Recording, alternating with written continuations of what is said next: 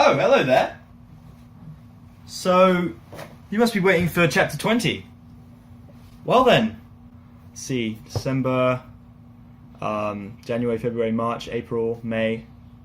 Yeah, it's been a while, and where have I been? That's a great question. So basically, I started Tales of the Oppressed when I came to Las Vegas, which is where I am now. I was moving from South Carolina, and I was bored and I had nothing to do. I was just staying in a casino. I read fan fiction, and I was listening to fan fiction, and I figured, hey, I'd really like to do this, because there's some fan fictions out there that haven't been read. I think it's really cool to create, and spread things that you like. So making videos is really, really fun. And I started doing that, and if you can tell, if you look at how I posted videos in the beginning months up until about October, I was posting all the time. 6-7 videos per month. I was pretty generously following my set rule of posting every Wednesday, I believe. I think that was what I settled on. It didn't really turn out that way because October 31st, one of my friends from college, one of the first people I met, Ulysses, he invited me out to a Halloween party, met up with some of his friends, met up with their friends, kind of just expanded my social circle all over again. I got through that tricky phase of moving to a new place and having to meet everybody over again and making new friends. If you look, it's like Tales of the Oppressed just pretty much stopped. But yeah, I really just put Tales of the Oppressed on the back burner, and you can be however you want about it, but I don't like other people to know what I like, especially when it's a kids show. I'm pretty tight-lipped about when I record, who I'm around when I record. It's just kind of like a personal thing. But happy to tell you that I will be posting once a week. I got a new little voice recorder thing, the Samsung Meteor mic. Isn't that exciting? Be better, much crisper audio quality, because I used to just record off my phone, which I'm videoing off of right now. That's pretty much the state of things. Tomato juice. Spicy. Got it from the dollar store. Pretty tight. But yeah, so I've just been busy. Got a girlfriend. Got a pretty big circle of friends. I'm a lifeguard. Really, really sorry about not posting. It was pretty shitty of me to keep you guys in the dark, especially when there were days when I could record. But if I do have any excuse, even though it's really not something I should be doing, I was hanging out every day. I was always out. The only times I'd be in the house is when I needed to sleep or I had friends over. Just the kind of person I am. I'm a very big extrovert. I know personally from fan fiction authors who just go dark. They just ghost and there's nothing, and then you never ever get an update to a story that was really good. I'm definitely finishing Tales of the Oppressed, and it's going to be awesome. I'm definitely going to try and up the quality, make it a lot more professional, be posting on time, set dates. I just think that's kind of an important thing to do. So I know this is boring, and I'll see you next Wednesday. Tales of the Oppressed, Book 3, to Canterlot. Chapter 20, Hidden Secrets. You ever gonna wake up? Vinyl's voice awakens me from my slumber, filtering through my door to the bed, where I'm lying, my limbs sprawled in every direction. Well, I'm awake now, bitch. Thanks a lot. Wait a minute. Holy hell. It's noon. I slept in really late. No wonder she's asking. Yeah, I'm coming out, I mutter, wiping the sleep from my eyes. I slept longer than usual, yet I feel more tired upon waking up. How the fuck does that make any sense? Grunting, I hoist myself out of bed. Casting my gaze around, I see my winter clothes scattered every which way. I'm probably going to need to wear those again. One quick glance out the window answers that for me. Yep, it's still snowy out there. Come to think of it, if the first day of winter should be December 21st, which is 4 days before Christmas, do ponies celebrate Christmas? Right, dumb question. It's called Christmas because it supposedly celebrates the birth of Jesus or whatever, with some fat ass getting added onto the legend later on in history. What? Santa always creeped me the fuck out. Anyway, the point I'm trying to make is that there's no way they celebrate that holiday. Ha, I wonder if they call it Celestimus. Eh? Oh, fuck you. Right, I need to not think about Christmas. I have too many memories associated with that holiday. Like opening my first Lego set when I was 5, with Adam and my parents, and shit, I'm doing it anyway. Vinyl, come here so you can distract me. After I get dressed, though. I throw on my winter clothes once more, which look to have been cleaned by the hospital staff sometime during my 3-day sleep. I haven't really had to do any laundry, since the world keeps throwing me shit that somehow provides me with clean clothes. Or I could just say I'm lucky. Whatever. I knock the door open, noticing Vinyl at the top of the stairs, looking at me expectantly. "Morning, bro. How you feeling?" She greets me in a friendly manner. I groan and move past her. "Like shit. How else would I feel after oversleeping?" I tell her as if it's the most obvious thing in the world. She chuckles behind me as I descend the staircase into the living room. I have nothing to do today, really, other than seeing Twilight, so I can learn a bit more about this magic that's taken up residence inside of me without my permission. I should probably see her first, so I have time to do whatever the fuck I want later, without that hanging over my head. "What do you want for breakfast, dude?" Vinyl questions amicably, trotting down the stairs and moving into the kitchen.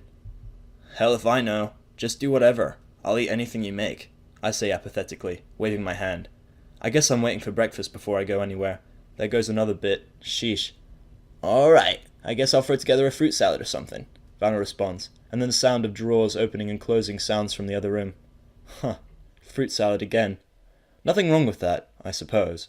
"Don't you have a favorite food or something?" "I did. Not that it matters anymore. I doubt you ponies have pepperoni pizza," I reply, resting my head onto the back of the couch. "We have pizza, though I'm not sure what pepperoni is," Vinyl admits. Makes sense, considering pepperoni is meat, and ponies don't eat meat. Which sucks, because without the added flavor pepperoni adds, the pizza becomes pointless to me. "Of course you don't. Besides, I don't need you going out of your way to please me." My words cause Vinyl to fall silent in the other room. I probably hurt her feelings a bit, but whatever. "Right, food will be done in a few minutes. Sit tight," she says after a moment. "I'm not going anywhere." Breakfast is awkward, because Vinyl seems to be getting annoyed with how I'm paying her for every meal. That, and I still think she's still mad at me for turning down Princess Celestia's invitation. I can see the envelope sitting just above the fireplace. I don't know why she hasn't gotten rid of it yet. There's no way I'm going. "What you planning on doing today?" Vinyl asks, attempting to start a conversation. Man, I hope she's not about to invite me to something. "I'm heading to Twilight's after this. She wants to run some tests on me or something." I'll head off anything Vinyl might ask by telling the truth. If she does invite me, I'll make up plans or something. "Yeah, that's right. I remember her asking to do that. It's real nice of you to let her," Vinyl recalls, and then she pops a piece of watermelon into her mouth. "I'm only doing this because I'd like to know what's going on with my body. I don't like having something inside of me that can potentially hurt me," I correct her. If this magic had been harmless, I would have told Twilight no. Or I might not have. Since a human having magic is unprecedented, who knows? "Yeah, I get that. Still, if there's anything that mare loves, it's knowledge. She's probably going crazy with the anticipation," Vinyl conjectures. I try to imagine what Twilight is feeling like right now. Yeah, I can see that, seeing how she flipped a lid when I was late last time. Well, she'll have to wait a bit longer. I'm in no rush. Which is technically true. I have no real obligations since getting here. Not like college, where every moment I'm attempting to enjoy myself, my obligations to my studies would hang over my head. It's both refreshing and unnerving knowing that that's gone. At least then I had purpose. I finish off my breakfast by tossing the last piece of fruit in my mouth. Then, I get to my feet, and wordlessly move towards the door. "Heading out?" Vinyl asks. Rather stupidly if you ask me. Of course I'm heading out. There's nothing else to do in your house. "Yup. I don't know when I'll be back." "Okay, see you later then, bro. I'll be chilling here for a bit before heading out myself," Vinyl calls after me, just before I shut the door and walk out into the street. Like I care what her plans for today are. Fortunately, I didn't run into any pony I know on the way to Twilight's place. Once I reach her place, I rap on the door a couple of times, until the door opens to reveal Spike. "Oh, hey, Seth." What the hell kind of sound do I do for Spike? "Oh, hey, Seth. You here to see Twilight?" Spike greets me cheerfully. "No, I came to check out a book that's written in a language I can't fucking read. You tell me." I grunt, hating the fact that I have to even talk to anyone other than Twilight. What is this guy anyway? Her fucking doorman? "Really? Why would you want to check out a book if you can't read it?" Spike hadn't caught on to my sarcasm, which causes me to rub my forehead in annoyance. "I was kidding, you idiot. Of course I'm here to see Twilight. You gonna let me in sometime today?" "Oh, yeah, sure, come on in," Spike replies, putting on an uncertain smile. Then he turns around and yells, "Twilight, you've got company!" Twilight zooms into the room at almost comical speed, almost tripping at one point. Wow, she looks unbelievably excited. A large book is hovering beside her, held aloft by her magic. "Seth, you're here! Oh, I've been looking forward to this!" she exclaims. When she reaches me, she wraps a hoof around one of my hands and tugs me towards a set of stairs that lead downwards. "Okay, no," I say, and I shake her hoof off. She looks back at me, confused. "I can walk on my own, thank you very much." "Sorry, I'm just so excited. I've never had a chance to study magic like this before. Just imagine the discoveries we can make," Twilight says apologetically, though her smile doesn't disappear. "You mean the discoveries you'll make, while I'll sit around and be poked and prodded at," I reiterate flatly. No, there won't be that much physical contact. If you'll follow me, I'll explain," Twilight corrects me. I sigh and gesture for her to lead the way. Looking satisfied, she leads me down the stairs and through a door, into a dimly lit tunnel. Spike plods after us, carrying a stack of books in his claws. Probably research texts, but never mind that. I think she's taking me underground. Why does a treehouse even have an underground area? Wouldn't the structural integrity of the whole thing be compromised by the roots of the tree itself, as well as the fact that there's a giant empty space beneath an incredibly heavy object? Before I can ask, we exit the tunnel, and continue down a set of stairs that have no banister. There's also no wall, so I can see down into the room we're heading to. It's pretty bare, except for the research station set up along one wall, and I don't even know what half of those devices are. All I know is that they look like they use electricity. I remember Twilight saying that only the wealthier ponies have access to electricity. So, is Twilight wealthy? Or does she just get wherever she wants because all she has to do is ask Celestia nicely? Probably the latter. "If you wouldn't mind taking a seat right there," Twilight directs me, pointing a hoof at a chair similar to the kind you'd find in a dentist's office, only without the armrests, since ponies don't have arms. "Spike, would you put those books down on the counter?" Wordlessly, I do as I'm told, leaning my rifle against the wall. Spike also carries out Twilight's bidding, before making himself comfortable with something that looks like a comic book in a corner. The chair itself is comfortable, being made of some odd material I can't identify. It's similar to leather, but there's no way it's leather, considering that that's animal skin. I bet if I tell any ponies that my wallet is made of leather, I might get lynched or something. "So, what the hell are you going to do?" I ask curiously, craning my head to look at the strange instruments. Twilight pulls a book down from the shelf on the wall, leafing through it with her magic. Is she ignoring me? "Aha!" Twilight exclaims, setting the book down on the counter, open to a page with a sketch of one of the devices here. "To answer your question, I want to start by measuring and analyzing the composition of any magical leakage you might be giving off. So, let's pretend that makes sense to me. What exactly would those readings tell you? I still don't understand what the fuck magical composition is supposed to be. It's just fucking magic." "A lot, actually. To start, I should be able to make a rough guess of how much magic your body can hold, as that's just a matter of using Starswell's law of Keep it simple. I could give less a shit about the finer details." I cut her off rather rudely. Twilight looks put out, but continues anyway. "Okay, in lay ponies terms, I should be able to guess at your total magical strength, what kind of magic it is, and other such factors," Twilight explains, still looking annoyed that she couldn't explain fully.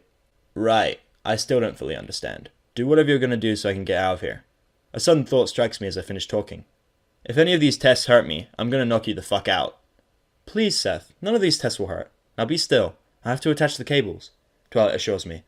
I watch as several thin wires uncoil themselves from the counter and levitate towards me. They look like electrodes to me, like those things heart monitors use. So what? She's using a magic monitor? Before the first wire reaches me, Twilight hesitates.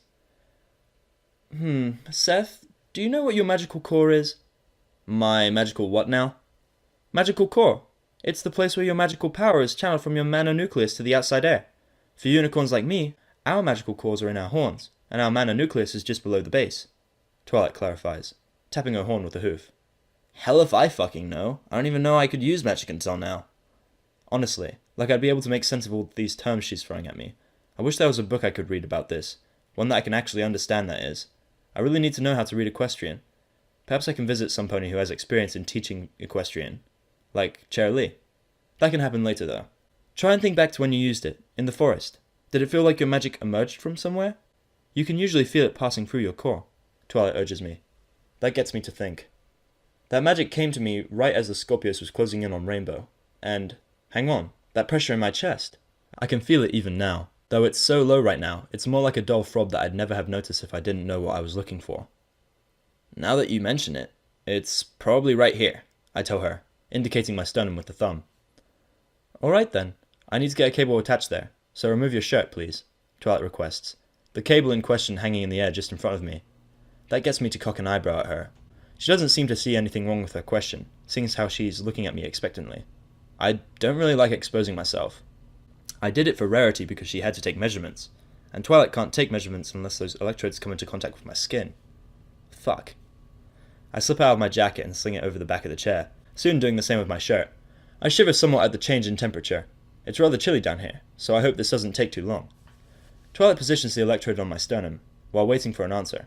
She places several more electrodes across my upper body.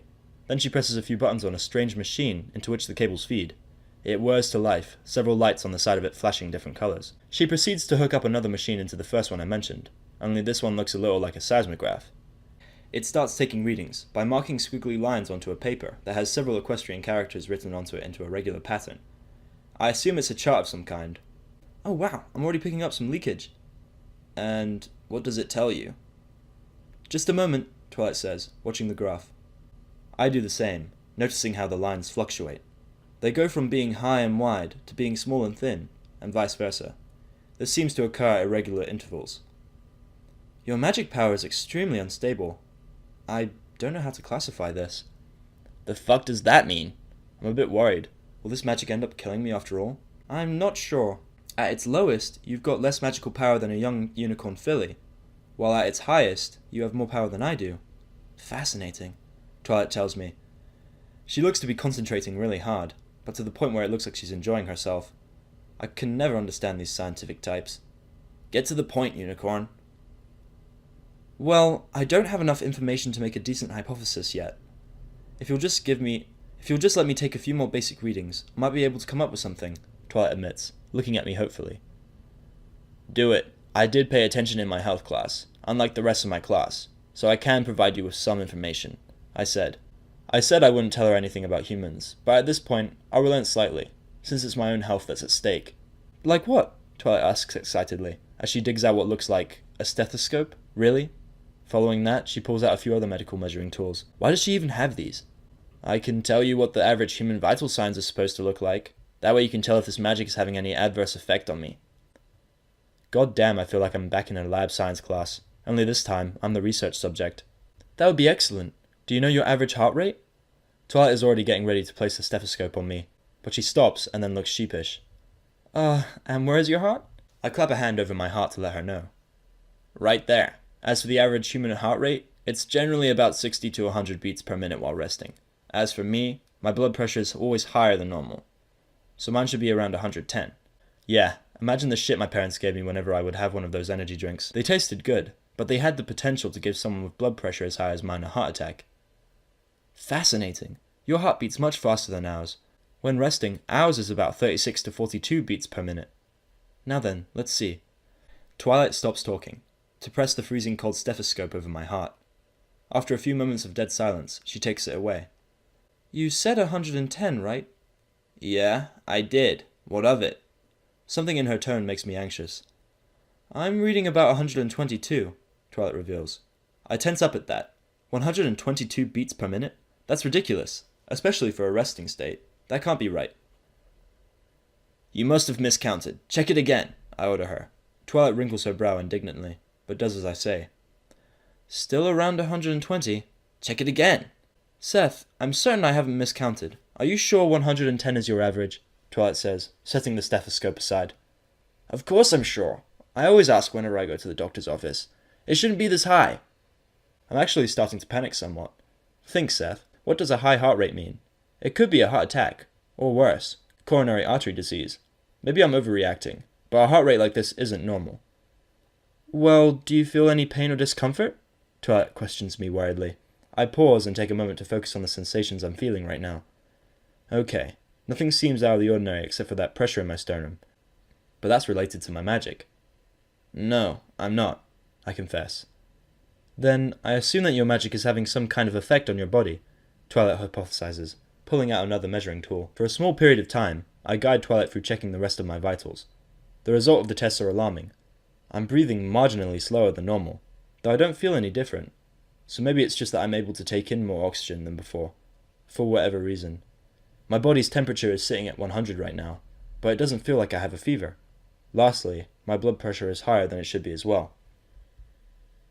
Here's what I can deduce from all these readings, Twilight begins, setting the thermometer and other tools down on the counter. Taking into account what you said about humans not being able to normally use magic, I'd say that your body is not used to having this magical power flowing through it. Maybe these changes are just your body's way of adjusting to the changes. That's not all that reassuring. I don't remember choosing for this to happen. I don't like things happening to my body without my permission. I express, unnerved. I don't want this magic. If I could give it up, I would. Really? I think of this as an incredible opportunity for you. That instability and the magic leaking from you is probably a result in how little experience you have in controlling it. Similar instability occurs in young fillies, though the fluctuations in your case are definitely more extreme. Twilight assures me. Wait, she wants me to learn to control this? No fucking way. I told you, I don't want this. This is unnatural. Is there any way to rid myself of this magic? Seth, I don't think you should get rid of this magic. I think you've been given an amazing gift, one that you should cherish.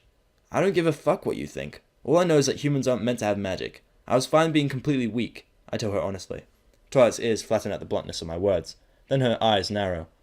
Are you? What would have happened if you didn't have this magic when you were with Rainbow and the Everfree? She demands. I freeze. She brings up a very valid choice. Without that magic, Rainbow would be dead. I hate it when you're right, I groan, rubbing my forehead. Twilight giggles. But I don't want to use it. I'll just get hurt again. That's right. You did to have been exhausted mentally, not to mention the physical damage present on your medical reports, Twilight recalls, pacing back and forth. Again, that's probably an issue with a lack of control. You probably used too much at once. While you can use more power that way, you run out of stamina much faster. Makes sense. And the whole internal damage thing? I can't say for certain without examining it for myself, but that's not happening. Right, I knew you'd say that. Anyway, like I said before, I'll guess it's because your body isn't used to having magic, Twilight finishes, halting her pace and looking at me. It strikes me again how odd these expressive ponies look. You know that feeling you get after taking something for granted? And then you look again and realize how fucking strange it is? Uh-huh. So, is there anything else you need to measure? I ask, looking around at the different instruments in the room. Not any that I can really do without seeing the magic for myself. I've already taken enough measurements to analyze the composition of your magic. But that will take me some time, Twilight answers. If you're ready, I'll get you unhooked from these machines so you can leave. That would be real nice. I've had enough of being a lab rat for one day, I complain. Twilight looks at me with a hurt expression. Seth, you're not a lab rat. You don't have to do these tests if you don't want to. She protests as she starts to remove the electrodes from my chest. Each one comes free with a quiet pop. Whatever. Though she is right, I could have told her no. But on one hand, I really needed to know if this magic would hurt me. On the other hand, she had looked so excited about the prospect, I'd have felt a little guilty just turning her down.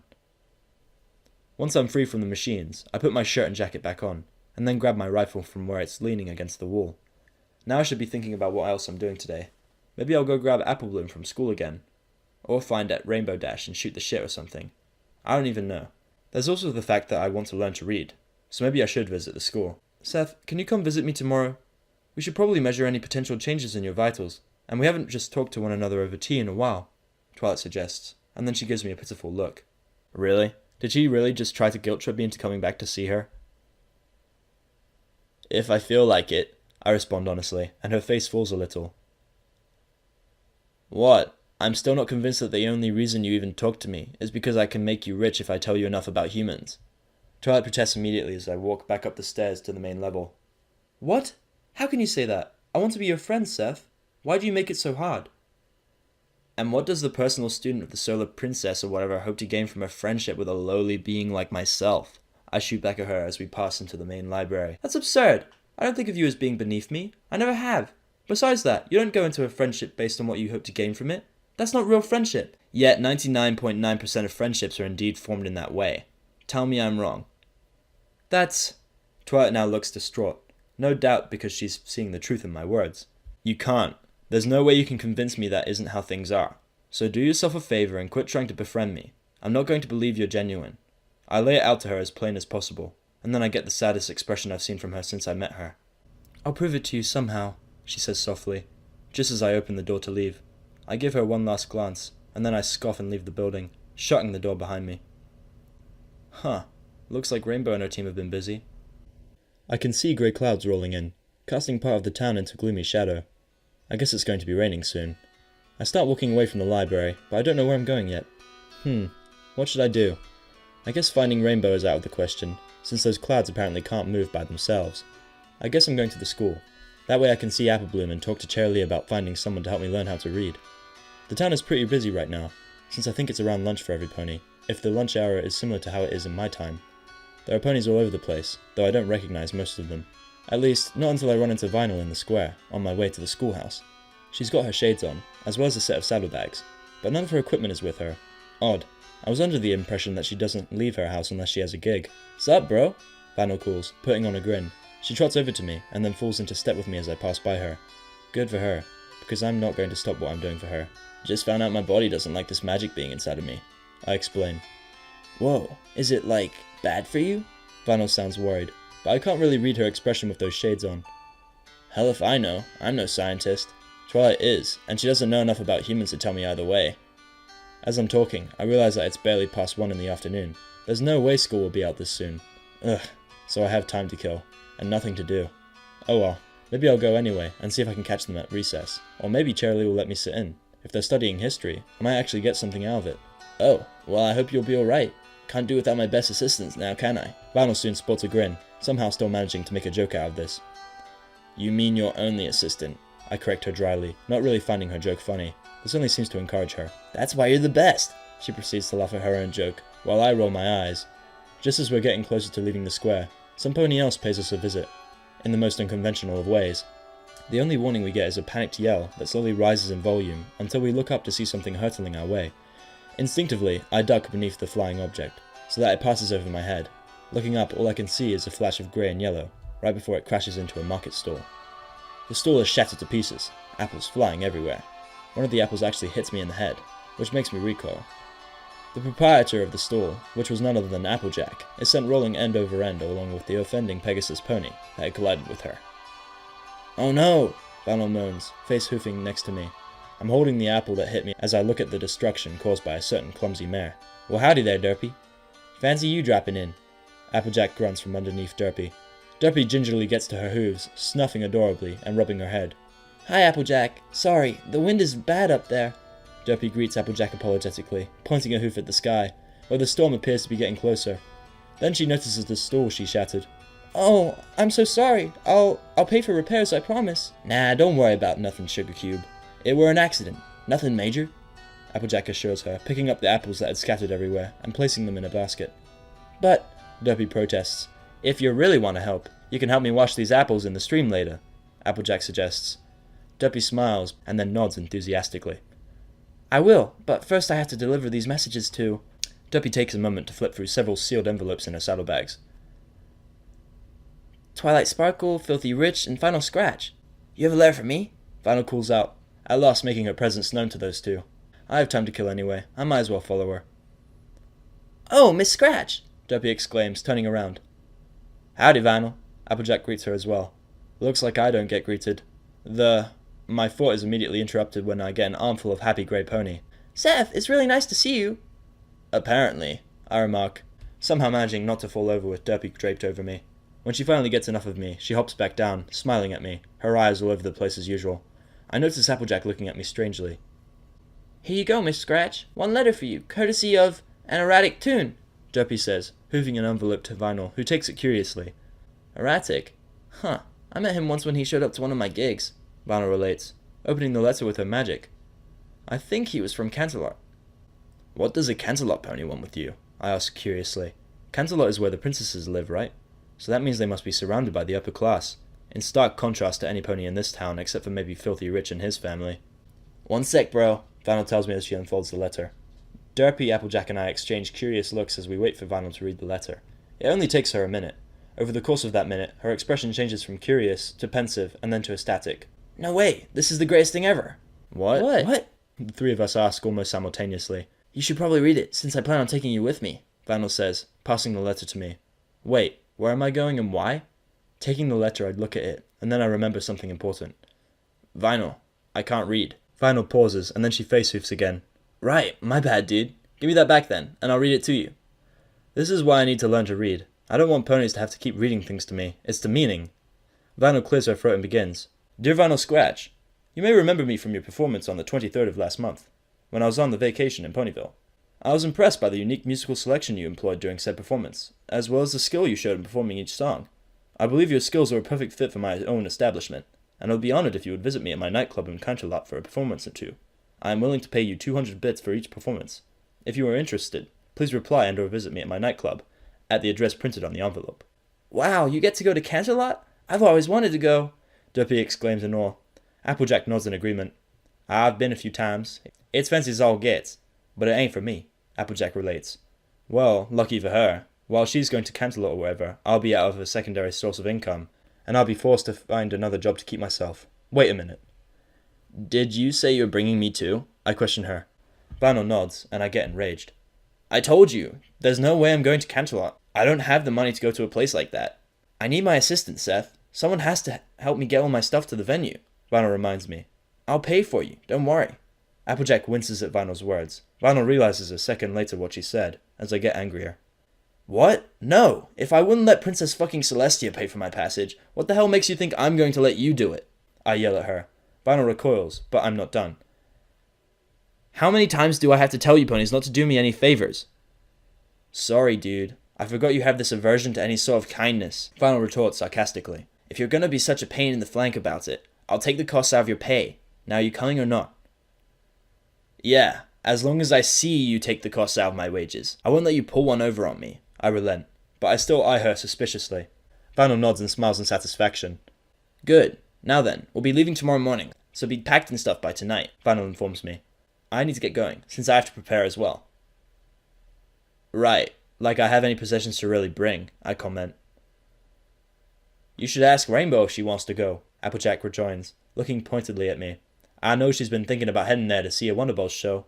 You know, I might just do that, I declare, thinking it would be a little less grueling if I brought one of my 2 friends with me. Of course, I have to find her first. Trust me, she'll find you, Vinyl jokes, and then she starts cantering away. See ya ponies later. Bye-bye, Miss Scratch, Derpy calls after her, while I turn the other way, since I should be going as well. So, I'm apparently going to Canterlot. That's a thing that's happening.